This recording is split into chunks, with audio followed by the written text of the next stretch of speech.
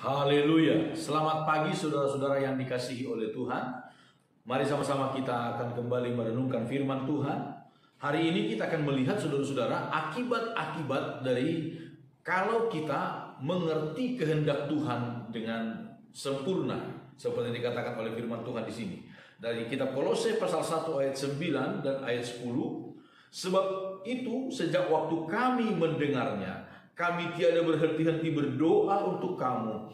Kami meminta supaya kamu menerima segala hikmat dan pengertian yang benar untuk mengetahui kehendak Tuhan dengan sempurna, sehingga hidupmu layak di hadapannya.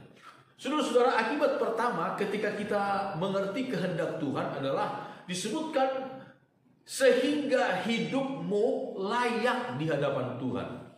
Saudara-saudara, kita tahu bahwa Allah kita, Dia adalah Raja yang maha besar. Haleluya. Dia adalah Tuhan di atas segala Tuhan, Allah di atas segala Allah. Dia adalah Raja yang maha besar, Raja di atas segala raja, pencipta seluruh alam semesta. Dia adalah Raja yang maha besar. Sehingga saudara-saudara, kita sebagai umat ciptaannya, walaupun memang kita adalah anak-anak yang telah ditebusnya oleh darah Tuhan Yesus Kristus, harus hidup layak di hadapan Tuhan.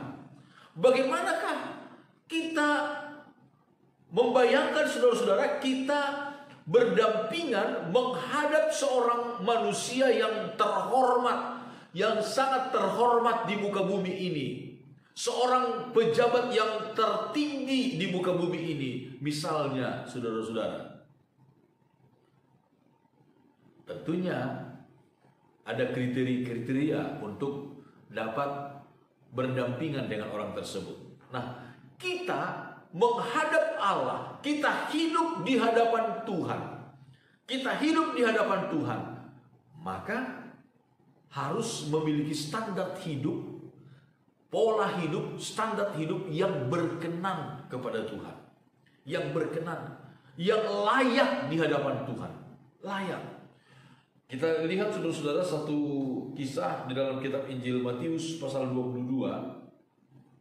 Ketika pesta perjamuan diadakan oleh seorang raja, dia mengundang semua orang, karena undangan-undangan yang pertama menolak untuk datang. Akhirnya dia undang semua orang untuk datang ke pesta perjamuannya. Tetapi ada satu orang yang didapati tidak layak berada di dalam pesta itu. Dalam kitab Injil Matius pasal 22 ayat 10. Maka pergilah hamba-hamba itu dan mereka mengumpulkan semua orang yang dijumpainya di jalan-jalan, orang-orang jahat dan orang-orang baik, sehingga penuhlah ruangan perjamuan kawin itu dengan tamu. Ketika raja itu masuk untuk bertemu dengan tamu-tamu itu, ia melihat seorang yang tidak berpakaian pesta. Ia berkata kepadanya, "Hai saudara, bagaimanakah engkau masuk kemari dengan tidak mengenakan pakaian pesta?" Tetapi orang itu diam saja. Lalu kata raja itu kepada hamba-hambanya, "Ikatlah kaki dan tangannya, dan campakkanlah orang itu ke dalam kegelapan yang paling gelap. Di sanalah akan terdapat ratap dan kertak gigi." Saudara-saudara, firman Tuhan berkata, seorang yang sudah diundang masuk ke dalam perjamuan sang raja, seorang yang tidak jelas asal-usulnya. Memang mereka ini semua adalah orang-orang yang berada di persimpangan jalan, orang-orang yang hina. Tetapi dalam kehinaan mereka, mereka berusaha untuk tampil layak di hadapan sang raja. Tampil layak di hadapan sang raja. Dalam segala kesederhanaan, dalam segala kehinaan mereka, dalam segala kemiskinan mereka, saudara-saudara, mereka berusaha untuk tampil layak di hadapan sang raja. Tetapi yang satu orang ini, dia cuek, dia tidak mau tahu. Dia masuk saja, tidak memperhatikan dirinya. Akhirnya ketika raja bertemu dengan dia diusir dari ruangan pesta itu. Bahkan dilemparkan ke dalam, disebutkan kegelapan yang paling gelap. Saudara-saudara, betapa penting kita untuk hidup berkenan di hadapan Tuhan. Dalam Injil Lukas pasal yang ke-7, ketika seorang hamba, seorang perwira sakit, perwira itu datang minta tolong melalui tua-tua orang Yahudi. Lalu apa kata tua-tua orang Yahudi ini kepada Yesus?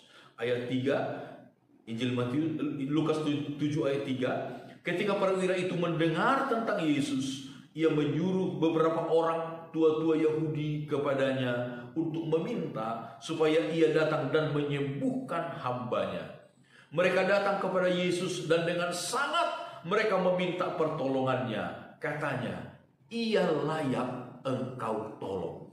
Saudara-saudara, perwira ini oleh tua-tua Yahudi berkata, dia layak engkau tolong. Selama ini perwira ini telah menampilkan satu kehidupan, satu perbuatan yang layak untuk ditolong oleh Tuhan. Saudara-saudara, kalau kita mengerti kehendak Tuhan dalam hidup kita, mengerti kehendak Tuhan dengan sempurna, maka kita akan menampilkan satu cara hidup sehingga kita benar-benar layak di hadapan Tuhan. Layak berpesta dengan Tuhan, layak ditolong oleh Tuhan, layak mendapatkan anugerah demi anugerah dari Tuhan kita Yesus Kristus. Amin. Tuhan memberkati kita.